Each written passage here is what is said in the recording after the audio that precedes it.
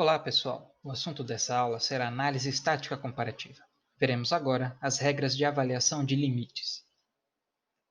Nas últimas aulas, vimos o conceito de limite, inclusive que a derivada é um caso especial de limite, pois é o limite do quociente de diferenças quando a variação de x tende a zero. Veremos agora os teoremas de limites. São regras que facilitam a avaliação de um limite. Podemos dividi-los em dois grupos, os teoremas que envolvem uma função e os que envolvem mais de uma função.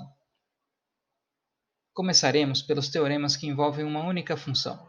Quando estiver envolvida uma única função, por exemplo, q é uma função de v, podemos aplicar algumas regras para a avaliação de um limite.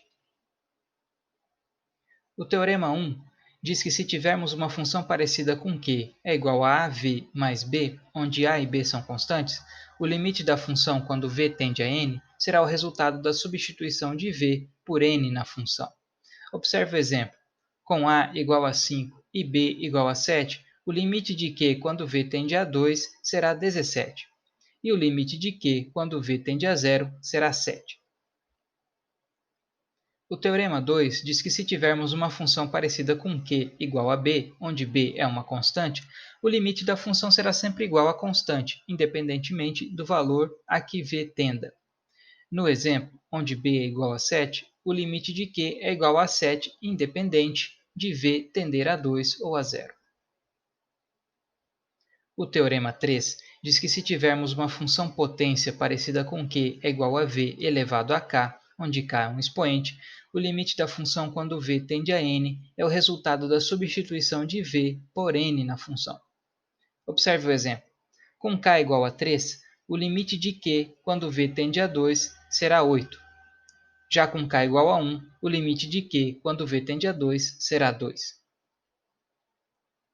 Passaremos agora para os teoremas que envolvem mais de uma função.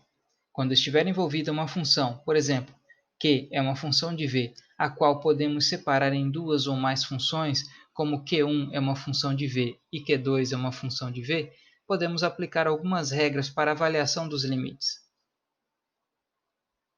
O teorema 4 estabelece que se uma função é composta por operações de soma ou diferença, por exemplo, q1 mais ou menos q2, então o limite dessa função pode ser calculado como a soma-diferença dos limites. Observe o exemplo da função q é igual a 7 menos 9v mais v ao quadrado. Ela é composta por somas e subtrações. Vamos calcular o limite de q quando v tende a zero. O que o teorema quer dizer é que em uma função como essa, podemos calcular o limite de cada elemento e então realizar as operações de soma e diferença. Nesse caso, o resultado seria 7. O teorema 5, de forma similar ao teorema anterior, estabelece que se uma função é composta por operações de multiplicação, por exemplo, q1 vezes q2, então o limite dessa função pode ser calculado como o produto dos limites. Veja o exemplo da função q é igual a v mais 2 vezes v menos 3. Ela é composta pela multiplicação de dois termos. Vamos calcular o limite de q quando v tende a menos 1. O que o teorema quer dizer é que em uma função como essa podemos calcular o limite de cada termo e então calcular a operação de multiplicação. Nesse caso, o resultado seria menos 4. O teorema 6, de forma similar aos anteriores, estipula que se uma função é composta por operações de divisão, por exemplo, q1 dividido por q2, então o limite dessa função pode ser calculado como a razão entre os limites. Veja o exemplo da função q é igual a 1 mais v dividido por 2 mais v. Ela é composta pela divisão de dois termos. Vamos calcular o limite de q quando v tende a zero.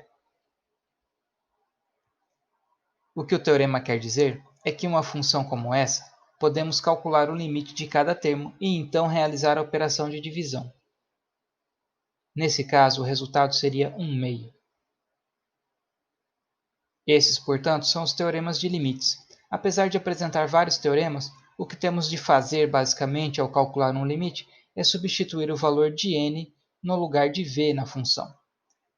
Consulte o livro e as notas de aula para maiores detalhes. Como próxima atividade, temos o questionário 6. E até a próxima aula.